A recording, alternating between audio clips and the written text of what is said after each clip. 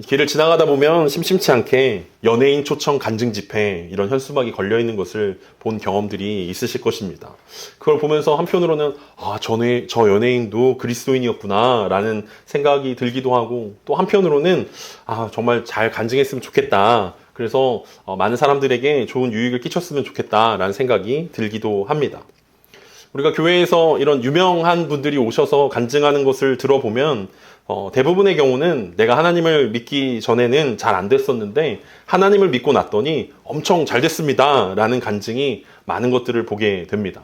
하나님 믿기 전에는 뭐 잠도 잘 못 자고, 뭐 술도 못 끊고, 뭐 여러 가지 어려움들, 사업도 잘 안 되고, 관계도 안 좋고 막 이랬는데, 하나님 믿고 났더니 막 모든 게 다 잘 된다. 만사형통하게 됐다. 뭐 이런 것들의 간증들이 주를 이루는 것들을 보게 됩니다. 마치 그 다이어트 약 같은 간증 아니겠습니까? 내가 이 약을 먹었더니 한 달 만에 몇 킬로가 빠졌습니다. 여러분도 빨리 이걸 사십시오라고 하는 광고 같은 그런 간증들이 많이 있는 것들을 보게 됩니다. 물론 효과가 아주 없는 것들은 아니겠지만 그것이 믿음의 본질이거나 어떤 간증의 본질이 되어서는 안 될 텐데 라는 아쉬움이 남는 간증일 것입니다. 만약 여러분들이 간증하게 된다면 여러분들은 무엇을 말씀하시겠습니까? 여러분들 누군가에게 소개해야 한다면, 여러분들의 스토리를 이야기해야 한다면 여러분들은 무슨 이야기를 하겠습니까? 원래 제가 예수님을 만나기 전에는 망난이었는데 제가 예수님을 만나서 사람이 됐습니다 라는 이야기를 하시겠습니까? 아니, 제가 옛날에는 예수님을 알기 전에는 엄청 엉망진창이었는데 주님을 만나고 나서 제가 부자가 되었습니다 라고 간증하시겠습니까? 아마 이런 것들 때문에 우리는 간증하라고 이야기하면 꺼려하는 거일 수도 있겠다라는 생각들을 하게 됩니다. 저는 별로 특별히 얘기할 게 없습니다. 저의 삶 가운데 이런 극적인 어떤 드라마틱한 어떤 이런 변화가 없습니다 라는 이야기들을 하게 되는 것입니다.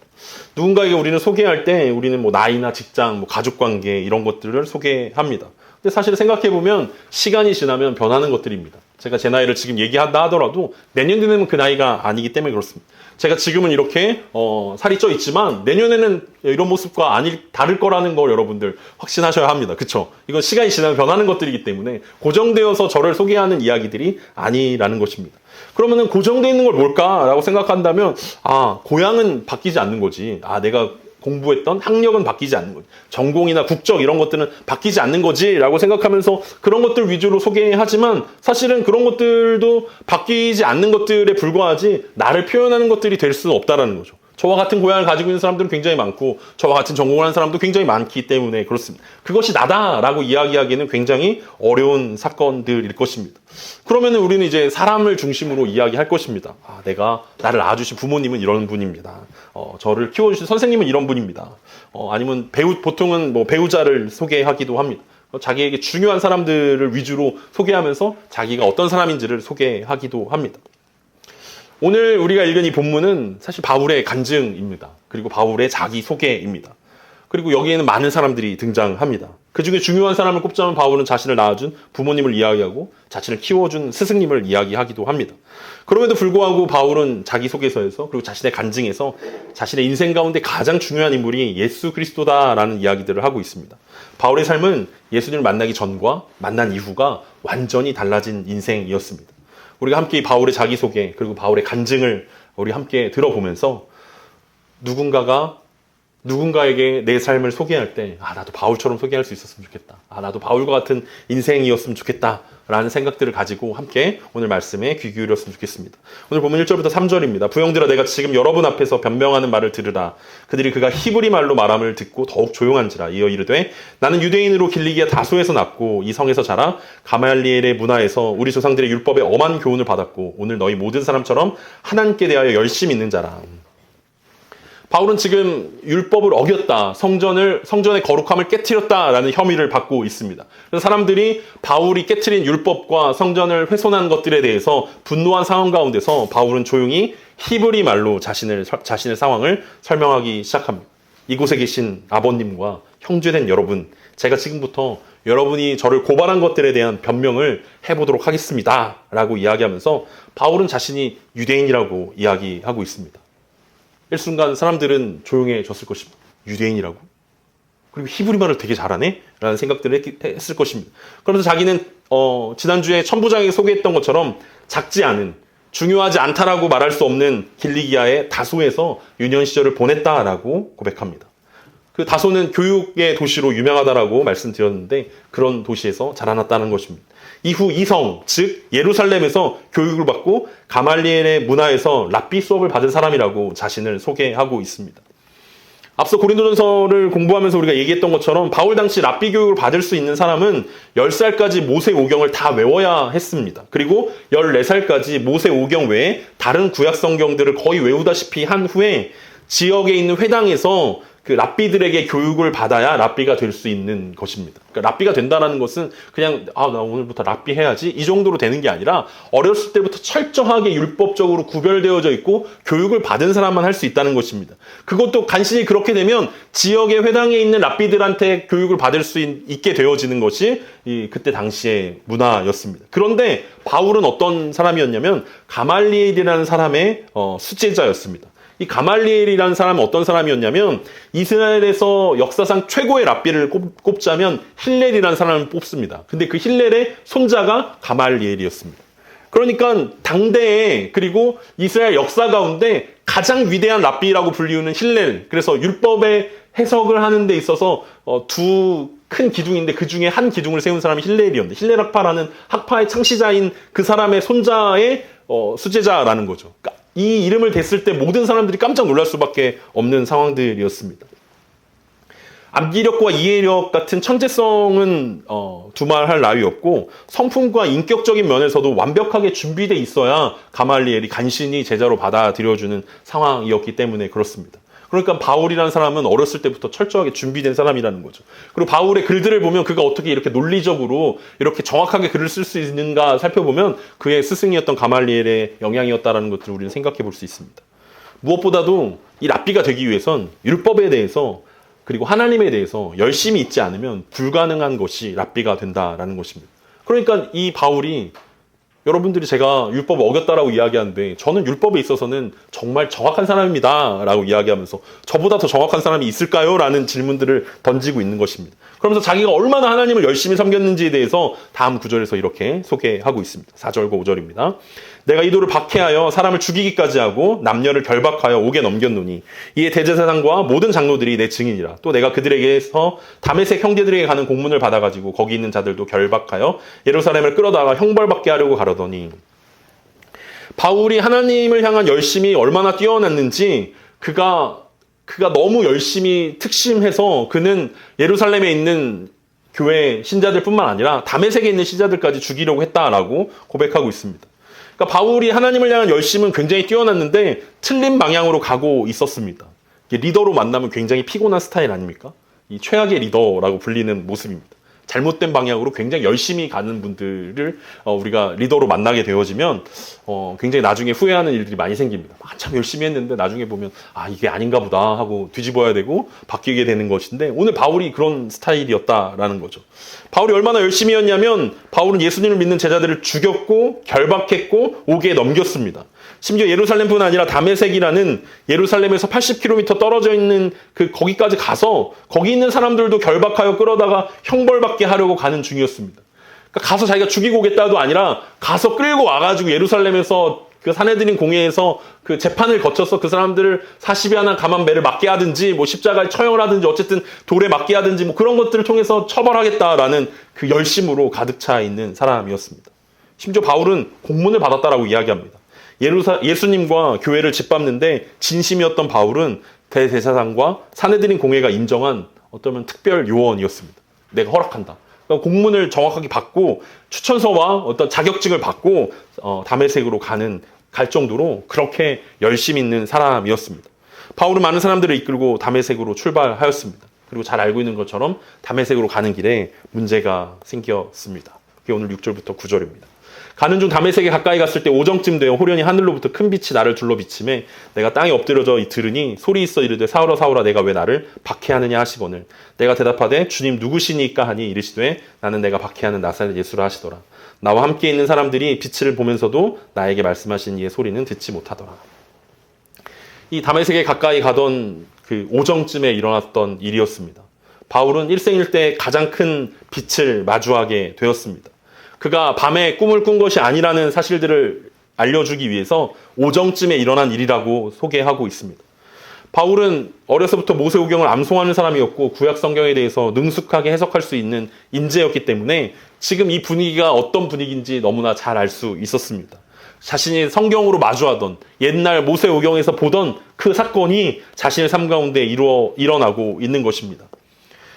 하늘로부터 큰 빛이 자신을 둘러비치는 이 상황은 하나님께서 창세기에 족장들을 만나 주실 때, 출애굽기에서 모세를 만나 주실 때, 그리고 구약의 선지자들을 부르실 때 하나님께서 이렇게 등장하셨던 것을 그는 기억할 수 있었을 것입니다. 그런데 문제는 바울이 지금 좋은 상황에 있지 않다라는 것입니다. 물론 다른 족장이나 모세나 선지자들도 그들이 특별히 그럴만해서 막 되게 잘 살고 되게 하나님 보시기에 기쁘고 막 이래서 하나님 부르신 건 아니었지만, 그렇다고 바울처럼 대놓고 하나님을 대적하고 하나님을 믿는, 예수 그리스도를 믿는 그 교회와 성도들을 박해하는 상황 가운데 하나님을 마주한 건 아니었는데 바울은 그런 상황 가운데서 하나님을 마주하게 되었다는 것입니다. 하필 그런 타이밍에 하나님을 만나게 된다는 것은 사실 좋은 징조는 아니었습니다. 구약 성경에서 이런 경우에는 축복이 아니라 저주이고 심판이기 때문에 그렇습니다. 그래서 바울 입장에서는 이제 내가 하나님의 큰 빛, 하나님의 큰 영광을 보았으니 자기가 이제 죽게 되었구나, 이렇게 생각하게 될 만한 상황이었습니다. 큰 빛 가운데서 바울은 하나님의 음성을 들었습니다. 그것은 사울아 사울아 네가 왜 나를 박해하느냐라는 좋지 않은 소식이었습니다. 하나님을 향한 열심이 그렇게 충만했던 바울에게 하나님은 분명히 그 열심이 잘못된 것이다라고 지적하고 계십니다. 바울이 지금 공문을 받아가지고 다메섹으로 교회를, 그리고 예수 그리스도를 믿는 사람들을 핍박하러 가는 그것이 예수 그리스도를 핍박하는 일들이라고 분명하게 말씀하고 있는 것입니다. 하나님 분명하게 그 열심이, 너의 열심이 잘못되었다라고 말씀하고 계십니다. 바울은 그런 하나님께 누구신지 묻습니다. 자신의 평생의 열심을 부정당하면서 바울에게는 그럴 리 없다라는 생각이 들었을 것입니다. 아니, 내가 평생 동안 랍비가 되기 위해서, 내가 또 그 가말리엘의 수제자로서 동년배들보다 특히 열심히 있었다라고 고백하는 그 바울의 삶 가운데서 도대체 내가 뭘 잘못한 거지? 왜 내 열심이 잘못됐다라고 하는 거지? 왜 내가 하나님을 박해한다라고 이야기하는 거지? 그래서 도대체 누구시냐고 다시 묻고 있는 것입니다. 그리고 그 음성의 주인은 바로 나사렛 예수셨습니다. 오늘 우리가 부활절을 기념하면서 우리가 함께 예배드리고 있는 이 상황 가운데 부활하신 나사렛 예수를 그 바울이 마주하게 된 것입니다. 율법학자로서는 바울은 절대로 그 이름을 받아들일 수가 없었습니다.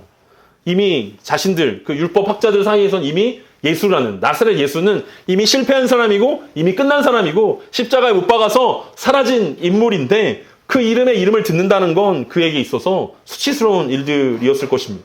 근데 그 부활하신 예수님을 바울이 만나게 되었습니다. 무엇보다도 예수 그리스도를 박해하러 가는 그 길 가운데 예수님이 찾아오신 것입니다. 우리 지난주에 우리가 함께 읽었던 것처럼, 로마서에서 말씀하셨던 것처럼, 우리가 아직 죄인 되었을 때 그리스도께서 자기를 위해서 죽으심으로 십자가의 사랑을 확증하셨는데 바로 그 순간이 바울이 지금 마주한 이 상황이라는 것입니다. 박해하러 가는 그 상황 가운데서 예수님께서 찾아오셔서 내가 부활한 예수다라고 말씀하시는 그 장면이라고 이야기하고 있는 것입니다. 그래서 자신의 지식으로는 완전히 부정하고 있는 그 나사렛 예수를 절대 메시아일 리 없다고 확신하고 있는 그 상황 가운데서 부활한 예수가 자신의 삶 가운데 나타나자 완전히 상황이 역전될 수밖에 없었습니다. 부활하신 주님이 바울을 만나주신 것입니다. 그리고 부활하신 주님을 만난 바울이 다시 예수님께 이렇게 묻습니다. 10절과 11절입니다. 내가 이르되 주님 무엇을 하리이까? 주께서 이르시되 일어나 다메섹으로 들어가라. 네가 해야 할 일을 모든 것을 거기서 누가 이르리라 하시거늘 나는 그 빛의 광채로 말미암아 볼 수 없게 되었으므로 나와 함께 있는 사람들의 손에 끌려 다메섹에 들어갔노라. 부활한 예수님을 만난 바울의 질문은 그렇다면 주님 제가 무엇을 해야 합니까? 그렇다면 주님 제가 무엇 하기를 원하십니까? 라는 질문으로 바뀌어 있는 것을 우리는 주목해 봐야 할 것입니다. 이제 제가 어떻게 살아야겠습니까? 지금까지 하나님을 향한 열심으로 자기가 하나님을 열심히 믿고 있다고 생각하고 하나님에 대한 열심이 특심하다고 생각하고 다른 누구들보다 율법을 잘 지키고 다른 누구보다 더 열심히 살아왔던 자신이었는데 그게 아니라고 말씀하신다면 이제 제가 어떻게 살아야 합니까? 라고 질문하고 있는 것입니다. 부활하신 주님을 만난다는 것은 그의 삶이 전과 동일하게 살 수 있지 않음을 의미하고 있습니다. 의기양양하게 함께 있는 사람들을 끌고 다메섹으로 향하던 바울이 이제는 부활하신 예수 그리스도의 영광의 찬란함을 목도한 후에는 더 이상 두 눈으로 볼 수 없게 되었고 사람들의 손에 끌려서 다메섹에 들어가게 되었습니다. 바울이 이전에는 육신의 눈으로 아주 잘 보고 아주 토라를 잘 읽고 잘 암송하던 사람이었지만 이제는 볼 수 없게 되었고 대신 영적인 눈이 띄어졌다는 사실들을 우리는 볼 수 있습니다. 이전엔 세상의 목소리를 잘 듣고 그리고 그의 세상의 목소리대로 승승장구하던 바울의 인생이었지만 이제는 주님의 목소리가 들리게 되어졌고 세상의 승승장구하는 너무나 거리가 먼 마이너한 삶을 살아갈 수밖에 없는 인생이 되었다는 것입니다. 우리가 잘 알고 있는 것처럼 우리는 역사를 BC와 AD로 나누고 있습니다. BC는 Before Christ의 약자고 AD는 Anno Domini의 약자입니다. 주전, 주후로 우리는 역사를 나눕니다. 바울의 BC와 AD를 나눈다면, 역사의 BC와 AD를 나눈다면 예수 그리스도의 이전과 이후로 나눌 수 있는데 바울의 삶을 이전과 이후로 나눈다면 바로 오늘 이 사건을 이야기할 것입니다. 바울이 자랑할 만한 최고의 업적은 모세오경을 다 외우는 것도 아니었고 최고의 실력을 갖춘 가말리엘의 문화에 들어간 것도 아니었습니다. 대제사장에게 교회를 박해하라는 공문을 받은 때도 아니었고 바울이 가지고 있는 최고의 업적은 바로 부활하신 예수 그리스도를 만난 바로 오늘인 것입니다. 바울은 주님을 만나기 전 자신의 이야기에서 주님을 만난 이후에 주님의 이야기로 자신의 이야기가 바뀌게 되었다라고 오늘 고백하고 있는 것입니다. 그래서 이스라엘 사람들에게 장황하게 자신의 인생을 소개했습니다.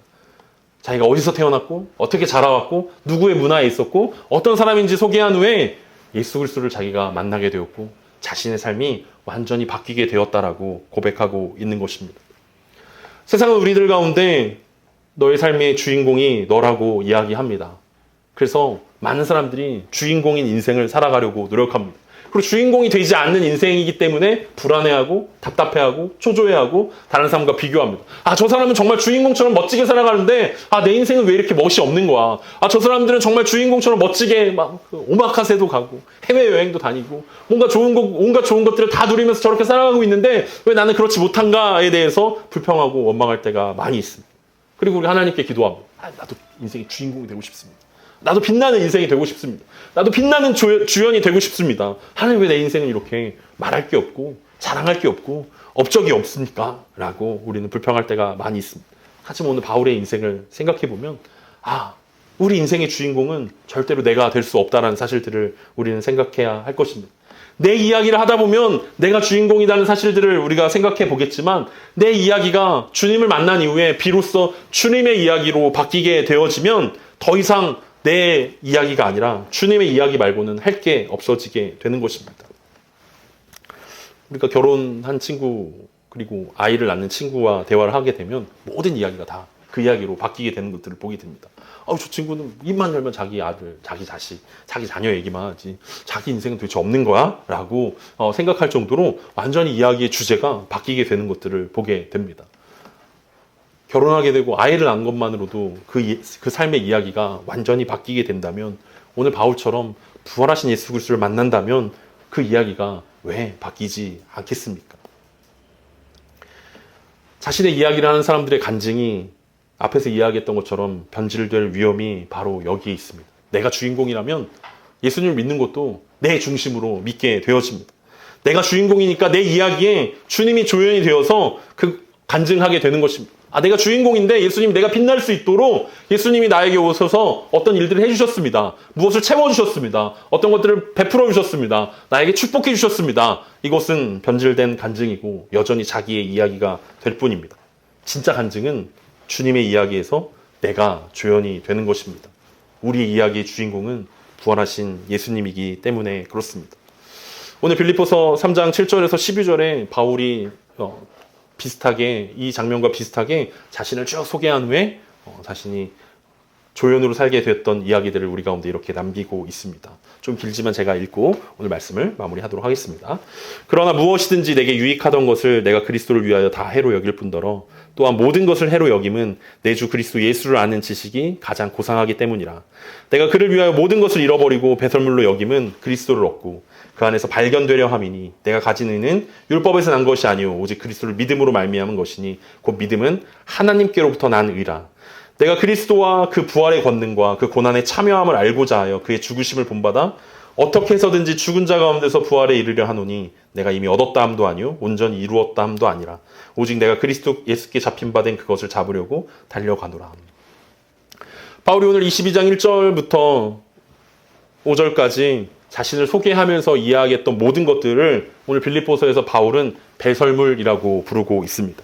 자기가 유대인 중에 유대인이고 히브리인 중에 히브리인이고 나은 지 8일 만에 할례를 받았고 자기가 율법으로는 흠이 없는 사람이었고 가말리엘의 문화였고 자신이 공문을 들고 랍비 중에 랍비로 자기가 일컬어지던 그 시절을 많은 사람들이 되게 축복받은 인생이네, 야 에이스네, 야 놀라운 인생이네 라고 이야기할 수 있지도 모르는, 누군가는 저렇게 주인공으로 사는 삶은 어떨까라고 부러워했을 그 삶을 바울은 뭐라고 이야기하면 배설물이라고 이야기합니다.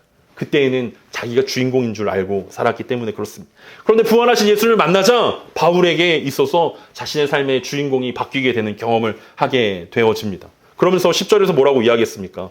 내가 그리스도의 부활과 권능과 그 고난에 참여함을 알고자 하여 라고 이야기합니다. 이제 내가 예수님의 이야기에 내가 참여하고 싶습니다. 예수님이라는 그 역사의 주인공 되신 그 예수님의 이야기에 내가 조연이 되고 싶습니다. 내가 꼭 그 드라마에 참여하고 싶은데 나는 아무것도 아니고 보잘것없는 엑스트라 1로 지나가도 좋지만 나는 꼭 거기에 참여하고 싶습니다. 그 하나님 나라의 놀라운 역사에 나는 정말 조연이고 되고 싶고 정말 주님만 영광 받으시는 그 드라마에 내가 거기 참여하고 싶습니다. 라고 고백하고 있는 것입니다. 그만큼 부활하신 예수님을 만났다라는 건 바울의 인생 가운데 가장 중요한 일들이었고 그 나머지 모든 것들은 배설물로 여길 수밖에 없는 아주 중요한 일들이었습니다. 부활하신 주님이 바울에게 찾아오셨습니다. 그리고 부활하신 주님이 바울에게 새로운 사명을 주셨습니다. 그것은 주인공인 줄 알았던 바울에게 넌 주인공이 아니라 조연이라는 말씀을 해 주신 것입니다. 그런데 바울은 하나도 서운해하지 않았습니다. 자신의 인생이 주인공이 아닌 것에 대해서 하나도 억울해하지 않았습니다. 왜냐하면 부활하신 주님을 아는 것이 그의 삶 가운데 가장 귀한 일들이었기 때문에 그렇습니다. 다시 우리 인생으로 넘어옵시다. 우리 인생 가운데 여러분은 무엇이 가장 귀한 일들이겠습니까? 여러분 스스로의 인생을 돌아보면서 무엇이 여러분의 인생 가운데 가장 위대하고 가장 중요한 일들입니까? 바울처럼 주님을 만나기 전과 주님을 만난 후가 달라져야 할 것입니다. 우리가 간증할 거리가 별로 없는 이유는 우리 삶 가운데 큰 빛을 만나지 못해서가 아니라 부활하신 주님이 우리를 부르셨음에도 불구하고 여전히 내가 주인공인 것처럼 살아가고 있기 때문은 아니겠습니까?